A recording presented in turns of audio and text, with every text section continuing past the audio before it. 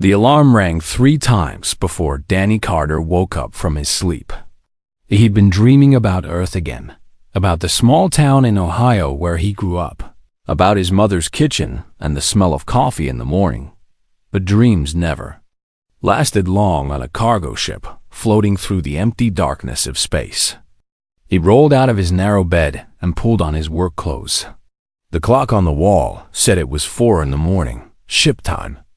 Nothing good ever happened at 4 in the morning. Danny had been working as a communications technician on the Horizon's Edge for 6 years now.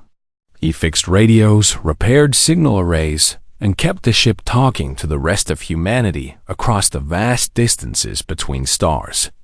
It was not exciting work, but it was honest work, and Danny was good at it.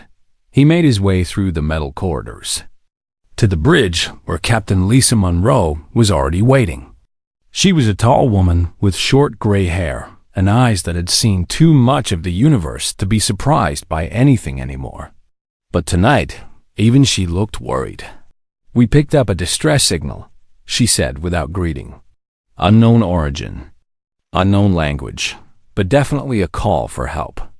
Danny looked at the screen in front of her. It showed a ship drifting in the darkness near the outer rim of the Kepler belt, far from any human colony or trade route. The ship was unlike anything he had ever seen. Its hull seemed to glow with soft colors that shifted and changed like the northern lights back on Earth. It was beautiful and strange and somehow alive. "What kind of ship is that?" Danny asked. "We don't know," Lisa admitted. "Nothing in our database matches it. But their signal is weak and getting weaker. Whatever is wrong with them, they don't have much time." The crew gathered for a meeting in the common room. There were 12 of them on the Horizon's Edge, a small family of misfits and wanderers who had chosen life among the stars over the comforts of solid ground. Kyle Bennett, the young communications officer, was the first to speak. "Could be a trap," he said. "Pirates use fake distress signals all the time." "Pirates don't have ships that look like living rainbows," replied Nina Walsh, the ship's doctor. She was studying the scan results on her tablet. "These readings are incredible. The whole composition is partly organic. This ship has grown as much as it is built." Lisa looked around at her crew. "We have a choice to make. We can ignore the signal and continue on our way. No one would blame us. Or we can answer the call and see if we can help." Danny thought about his mother, about the stories she used to tell him when he was small. She always said that the measure of a person was not what they did when it was easy, but what they did when it was hard. Helping strangers in the dark of space was definitely hard. "I say we help," Danny said quietly. Lisa nodded. "So do I prepare a boarding party?" 2 hours later, Danny found himself floating through the airlock of the alien ship with 3 other crew members. The interior was even stranger than the outside. The walls pulsed with soft light, like the heartbeat of some great sleeping creature. The air smelled sweet and unfamiliar, like flowers that had never grown on Earth. They moved slowly through the corridors, their flashlights cutting through the dim glow.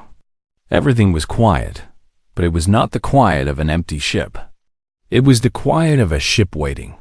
They found the first aliens in what looked like a medical bay. There were 5 of them, lying on beds that seemed to be made of the same organic material as the walls. They were tall and thin, with skin that shimmered like oil on water. Their eyes were closed, and they did not move. "Are they dead?" whispered Jake Cooper, the security officer. Nina moved closer and scanned them with her medical equipment. "No. They are alive, but barely. Their vital signs are almost flat. It is like they are in some kind of deep sleep, but not by choice." They continued deeper into the ship until they reached the central chamber. And there, on a throne that grew from the floor like a great flower, sat the queen. She was twice as tall as any human, with 4 arms and a face that was beautiful and terrifying at the same time. Her skin was covered in patterns that glowed softly, and her eyes, when they opened, held depths that made Danny feel like he was falling into an ocean of stars. "Humans," she said, her voice like music and thunder mixed together. "You came." Danny stepped forward, not sure why he was the one to speak. "We heard your distress signal. We came to help if we can." The Queen studied him for a long moment. Her eyes seemed to look right through him, seeing things about himself that even he did not know. "I am Zyrith, Queen of the Volanthi," she said. "Our communication array has failed. Without it, my people cannot hear each other. We speak through frequencies that your ears cannot detect. It is how we share thoughts, feelings, memories. Without our network, we are alone in our own minds. And for my people, that loneliness is poison." Danny understood loneliness. He had felt it many times during his years in space, surrounded by the endless dark light years away from everyone he had ever loved. "Show me the array," he said. "I will try to fix it." The Queen tilted her head, studying him with those impossible eyes. "You are a brave creature, human, or perhaps a foolish one. The array is not like your machines. It is alive. It is part of us."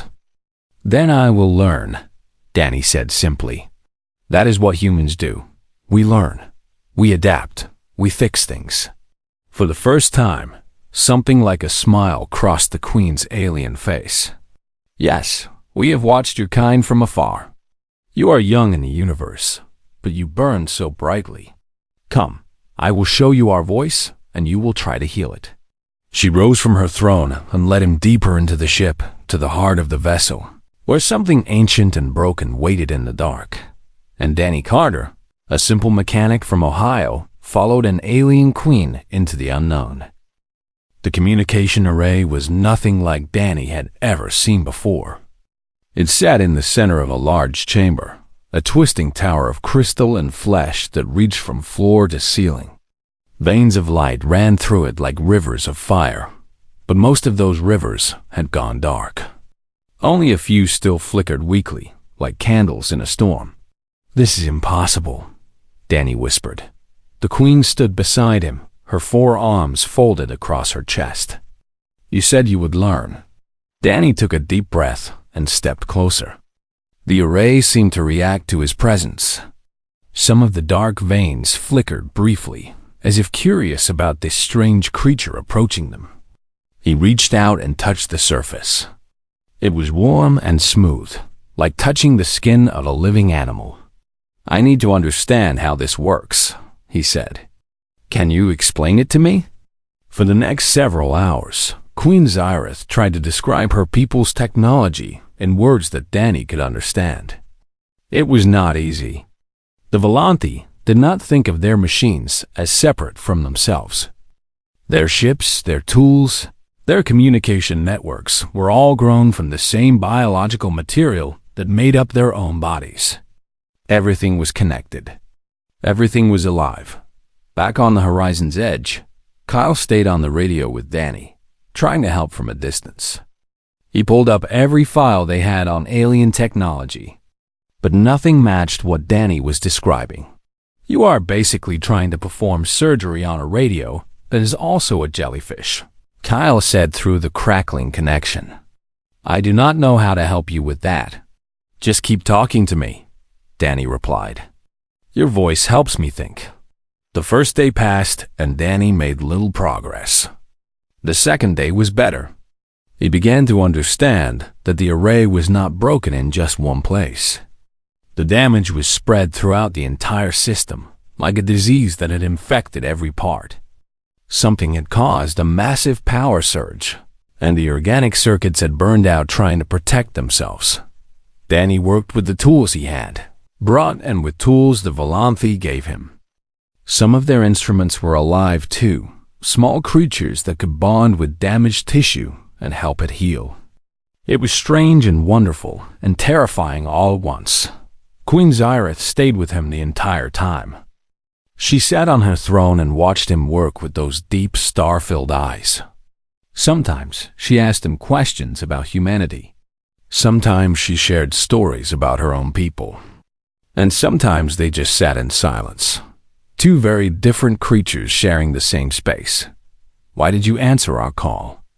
She asked on the third night. You did not know us. You had no reason to help. Danny paused his work and thought about the question. Because someone was in trouble. That is reason enough. But you risked your lives. You entered an unknown ship, breathed unknown air, met unknown creatures. Any of it could have killed you. Danny shrugged. Humans are curious. We cannot help it. When we see something new, we have to understand it. When we see someone hurting, we have to try to help. It is just who we are. The Queen was silent for a moment. The other species of the galaxy fear your kind, she said softly. Not because you are the strongest or the smartest. There are races far more powerful than humanity. But you are relentless. You do not stop. You do not give up. You push forward no matter what stands in your way. Danny looked at her. Is that a bad thing? We do not know yet, the Queen admitted. Some believe humans will be the death of the galaxy. Others believe you will be its salvation. Time will tell which is true. On the fourth day, Danny finally understood what he needed to do. The main power conduit at the base of the array had been completely destroyed. Without it, no signal could flow through the system. He needed to create a new conduit, a bridge between the dead sections and the living ones. The problem was that the conduit had to be partly organic. It had to be alive. And Danny did not have anything like that in his toolbox. I have an idea, he said slowly. But you are not going to like it. The Queen raised what might have been an eyebrow. Speak. Your technology responds to living things.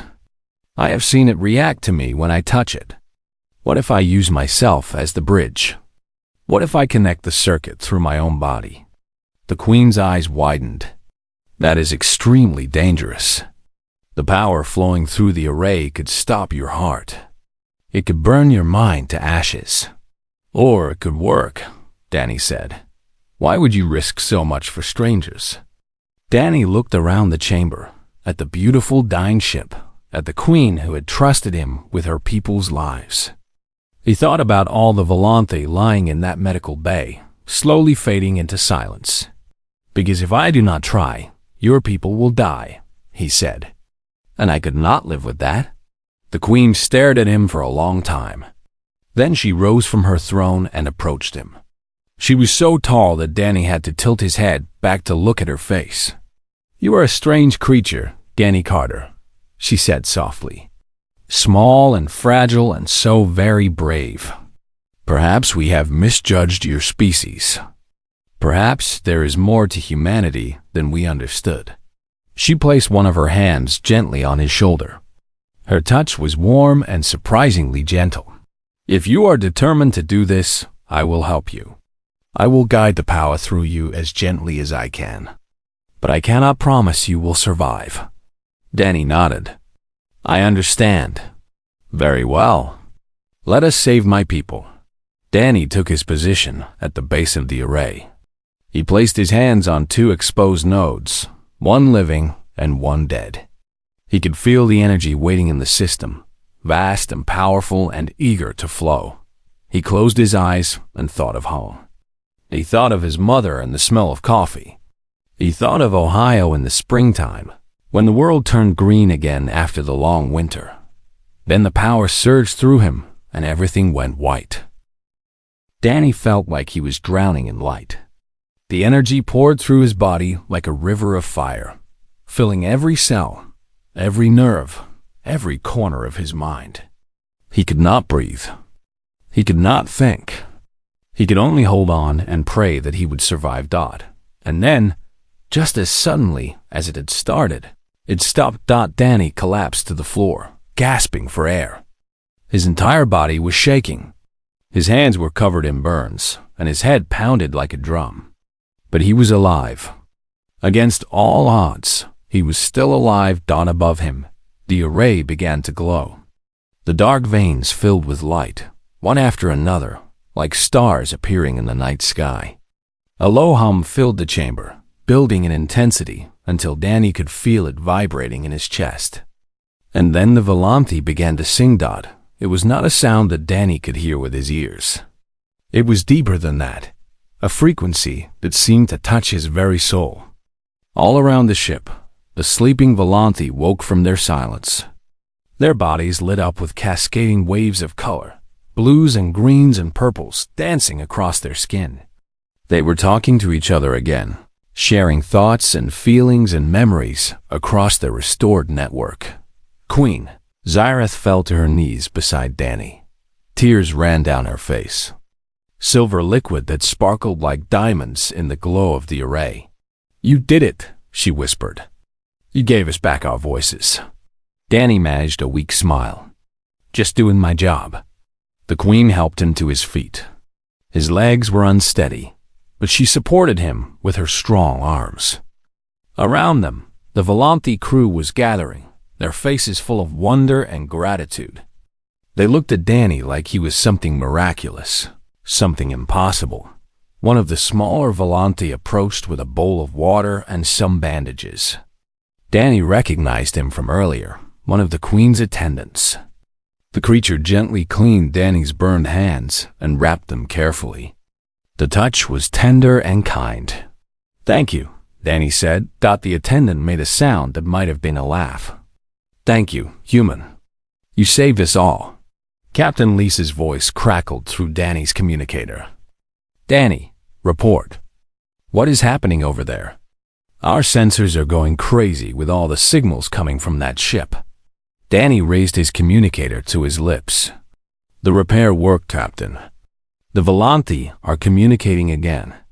Their Queen says they are going to be okay." There was a pause on the other end. "Outstanding work, Danny. Gather your things and get back to the ship. We've been here too long already." Danny nodded, even though Lisa could not see him. He bent down to pick up his toolbox, wincing at the pain in his hands. The burns were not too bad, but they would take time to heal. He would have some interesting scars to show off back home. But as he turned toward the door, something changed. Queen Zyreth moved past him with surprising speed for a creature so large. She reached the chamber door before Danny could take another step. Her hand pressed against the bioluminescent panel on the wall, and Danny heard the heavy sound of locks engaging. "What are you doing?" Danny asked, his heart suddenly racing. The Queen turned to face him. Her expression was strange, almost pained. "Stay back," she commanded. "Human, stay back." From outside the door, Danny could hear voices. Lisa was shouting, asking what was happening. Jake was calling for security protocols. The sound of running feet echoed through the corridor. "Danny, report immediately," Lisa demanded through the communicator. "Why is that door locked? What is going on?" Danny looked at the Queen, confusion and fear mixing in his chest. "I do not understand. Why did you lock the door? Am I a prisoner?" The Queen shook her head slowly. "No, Danny Carter. You are not a prisoner, but I cannot let you leave yet. There is something I must tell you, something I must offer you, and your crewmates will not understand. They will think I am hurting you, and they will try to stop what must happen." Danny could hear the crew working on the door from the outside. It would not hold them for long. These were determined people, and they would not leave him behind. "Then tell me quickly," Danny said. "What is so important that you had to lock me in here?" The Queen approached him slowly, her movements careful and deliberate. She towered over him, but there was no threat in her posture. If anything, she seemed almost nervous. "When you repaired our array, you did something that has never been done before," she said. "You connected yourself to our network. For a brief moment, you were part of us. Every Volante in the galaxy felt your presence." Danny remembered the sensation, the overwhelming flood of thoughts and emotions that had poured through him during the power surge. He had assumed it was just the energy affecting his brain. He had not realized he was actually touching their minds. "What did they feel?" he asked quietly, They felt your pain, the Queen said. They felt your fear. But more than that, they felt your hope. Your stubborn, beautiful, impossible hope. Even as the fire burned through you, even as you faced death, you believed that you could save us. That hope touched every one of my people across the stars. She knelt before him, bringing her face level with his. This close, he could see the incredible detail of her features. The tiny patterns on her skin that looked like maps of unknown galaxies. The Volanthi Collective has made a decision, she said. For the first time in 10,000 cycles, they have voted to offer the Bond of Voices to an outsider. Danny's mouth went dry. What is the Bond of Voices? It is a gift, the Queen explained. A piece of our network that would live inside you forever. You would hear our songs across the void. You would feel our presence even in your darkest moments. You would never be truly alone again. Danny stared at her, unable to speak. But it is also a responsibility, the Queen continued. If you accept, you will become a bridge between our peoples. When humanity and the Volanthi meet again, and we will meet again, your voice will help decide if we are friends or enemies. Behind them, Danny could hear the door beginning to give way. His crewmates were almost through. Why me? He managed to whisper. I am nobody special. I am just a mechanic. The Queen smiled, a strange and beautiful expression on her alien face. You are a mechanic who looked at something broken and impossible and refused to walk away. That is not small, Danny Carter. That is everything. Danny's mind was spinning. Everything was happening too fast. Just hours ago, he had been a simple technician on a cargo ship, living a quiet life among the stars. Now an alien queen was kneeling before him, offering him a bond that would change him forever. I do not understand, Danny said, his voice shaking. Why would your people want to connect with a human?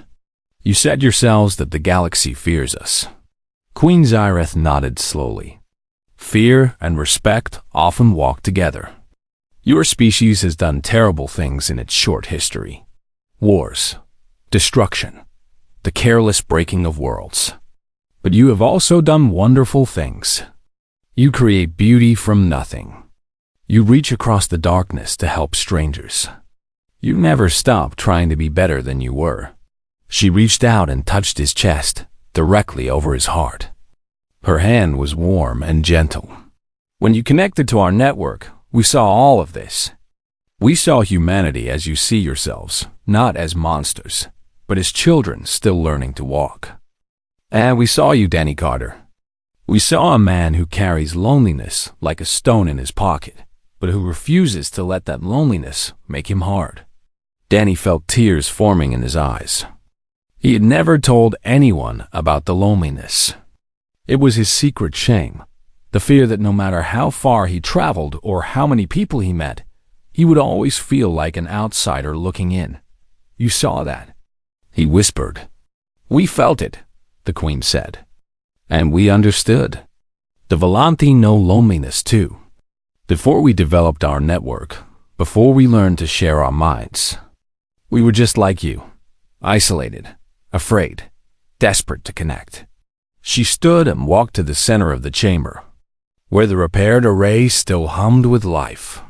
The bond of voices was created as a gift between Volanthi who loved each other deeply. Parents and children. Partners who wished to share their souls. It was never meant for outsiders. But the collective felt something in you that made them want to break tradition. Danny followed her, his legs still weak from the power surge. What did they feel? Hope, the Queen said simply. Raw, stubborn, foolish hope. The kind of hope that survives when everything else has died. The kind of hope that can change the fate of nations. The door behind them shuddered. Danny could hear Lisa shouting orders, the whine of cutting tools working through the alien metal. They had maybe 5 minutes before the crew broke through. What happens if I accept? Danny asked. The Queen turned to face him. I will touch your mind again, as I did during the repair. But this time, I will leave a piece of our network inside you. It will grow slowly, like a seed in fertile soil. Within a few days, you will begin to hear echoes of our songs. Within a few weeks, you will be able to sense individual volonty across vast distances. Will it change who I am? The Queen considered the question carefully. You will still be Danny Carter. You will still love the things you love and fear the things you fear. But you will carry us with you always. In your loneliest moments, you will feel a warmth that does not come from within. You will know, truly know, that you are not alone. Danny thought about what that would mean. No more endless nights staring at the ceiling, wondering if anyone in the universe remembered his name. No more feeling like a ghost walking among the living. The thought was terrifying and wonderful at the same time. What about my crew? He asked. What about other humans? Will I still be able to connect with them? Of course, the Queen assured him. The bond does not replace your humanity. It adds to it. You will love your people as much as you ever did, perhaps more. Understanding others deeply often makes us more compassionate, not less. The door shuttered again. A thin line of light appeared where the cutting tools had started to break through. Danny, answer me right now, Lisa's voice demanded through the communicator. What is happening in there? Are you hurt? Are you being threatened? Danny raised the communicator. I am fine, Captain. The Queen is not hurting me. She's offering me something. A gift. A chance to be a bridge between our peoples. There was a pause. What kind of gift? I am still trying to understand it myself. Please, give me a few more minutes. Lisa was silent for a long moment. You have 3 minutes, Danny, and we are coming in no matter what. Danny lowered the communicator and looked at the Queen. You said there would be responsibility. What exactly would you expect from me? The Queen moved closer. Nothing that goes against your nature. We would not ask you to spy on your own people or betray them in any way. But we would ask you to speak for us when the time comes. To help your leaders understand that we are not enemies. To be a voice of peace when others call for war. And if I refuse the bond? Then you walk away freely. No harm will come to you or your crew.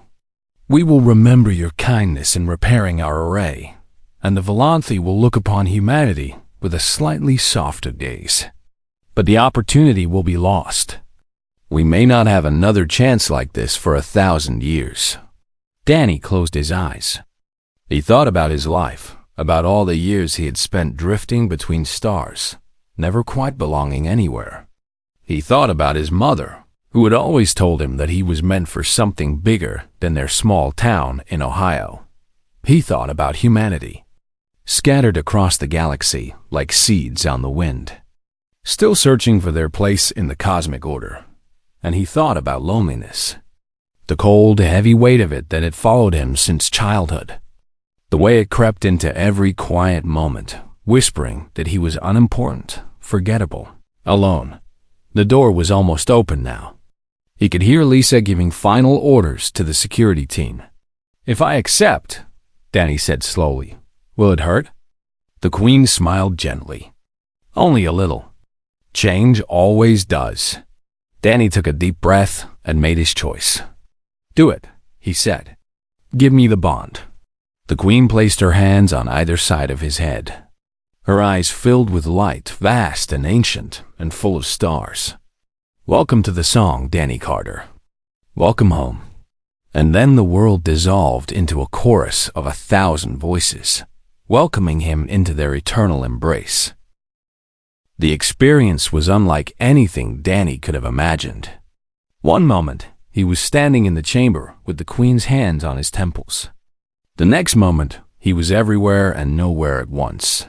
He felt 1,000 minds brush against his own, each one unique, each one carrying its own history of joy and sorrow. He felt ancient Volanthi who had lived for centuries, their thoughts slow and deep like underground rivers. He felt young ones whose minds burned bright with curiosity and passion. He felt mothers and fathers, artists and warriors, dreamers and builders, and they felt him. There was a moment of surprise rippling through the collective. A human was among them, small and strange and wonderfully alive. They examined his memories with gentle curiosity. They saw his childhood in Ohio, the endless summers chasing fireflies in the backyard. They saw his first day on a starship, the terror and excitement mixed together like honey and vinegar. They saw his loneliness, and they wrapped it in warmth like a child in a blanket. "You are safe," 1,000 voices whispered. "You are known. You are not alone." Then the connection softened, settling into something quieter and more manageable. Danny found himself back in his body, collapsed on his knees on the floor of the chamber. The Queen was kneeling beside him, her expression full of wonder. "It is done," she said softly. "The bond is complete." Danny tried to speak, but no words came. He was overwhelmed, shaking with emotions he could not name. Tears streamed down his face, but they were not tears of sadness. They were tears of release, of finally setting down a burden he had carried for so long. The door crashed open. Lisa burst through first, weapon drawn, eyes scanning for threats. Jake and 2 other security officers were right behind her, spreading out to cover the room. When they saw Danny on the floor with the alien queen beside him, their faces went hard.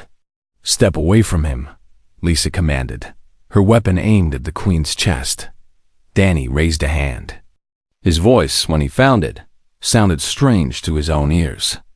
There were harmonics in it that had not been there before, echoes of the song that now lived inside him. "Stand down," he said. She was not hurting me. She was giving me a gift. Lisa's eyes narrowed. "What kind of gift?" Danny struggled to his feet. The Queen helped him, supporting his weight with her strong arms. He looked at his captain, at the crew who had become his family over the years, and he tried to find words to explain what had just happened. "I am still me," he said, "but I am also something more now. The Volanthi have given me a piece of their network. I can feel them, even now. I can hear their songs echoing in the back of my mind. It is beautiful, Lisa. More beautiful than anything I have ever known." Lisa lowered her weapon slowly.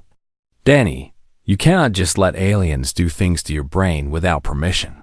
"I did give permission," Danny said. "I chose this. For the first time in my life, I chose to be part of something bigger than myself." The Queen stepped forward, her hands raised in a gesture of peace. "Captain Monroe, I apologize for the manner of this gift.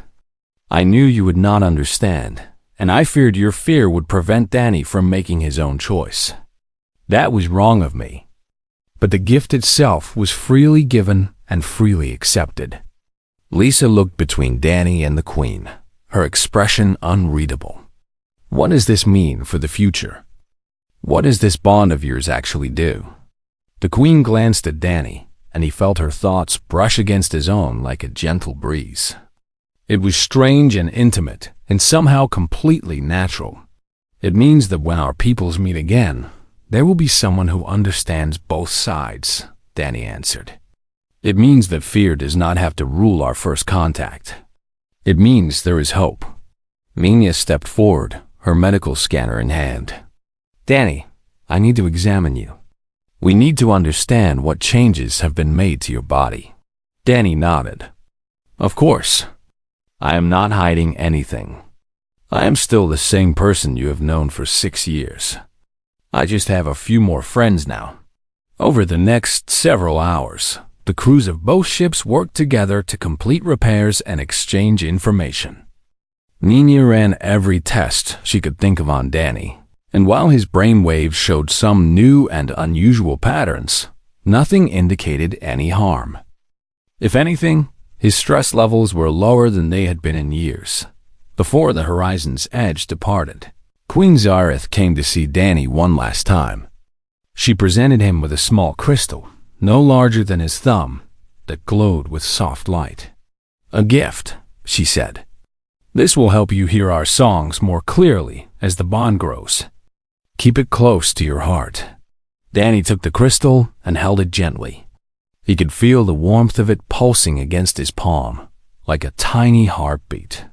What happens now? He asked. The Queen smiled. Now you live your life, Danny Carter. You continue to be who you are, a mechanic, a traveler, a stubborn human who refuses to give up. And when the time comes, when our people stand at the crossroads between war and peace, you will be there to help us find the right path. She leaned down and pressed her forehead against his. A gesture he somehow knew meant deep respect and affection. Thank you, she whispered. For everything? 6 months later, Danny stood before the United Systems Council on Earth. The Great Hall was filled with representatives from every human colony in the galaxy. Hundreds of faces turned toward the small stage where he stood. He had not wanted this. He had never asked to be important. But the Volanthi had made contact with human leadership, requesting a meeting to discuss the future. And they had asked specifically for Danny to be their ambassador. Their bridge, their voice. So here he was, a mechanic from Ohio, about to change the course of history. I know you are afraid, Danny said, his voice carrying through the silent hall. I was afraid too. The universe is vast and strange, and the unknown has always been humanity's greatest fear. But I have learned something in my time among the stars. The unknown is not always our enemy. Sometimes it is an invitation to grow. He felt the Volanthi song humming in the back of his mind, a chorus of encouragement and love stretching across the light years. The Volanthi are not our enemies, he continued. They are not our masters or our servants. They are a people just like us, trying to find their way through the darkness. They offer us friendship, understanding, and a chance to be part of something greater than ourselves. All we have to do is reach out and take it. The hall was silent. And then, slowly, the applause began. Danny smiled, feeling the warmth of 1,000 distant minds smiling with him. For the first time in humanity's long, lonely journey through the stars, they were not alone. And neither was he. The bridge between worlds had been built. Now, it was time to start walking across.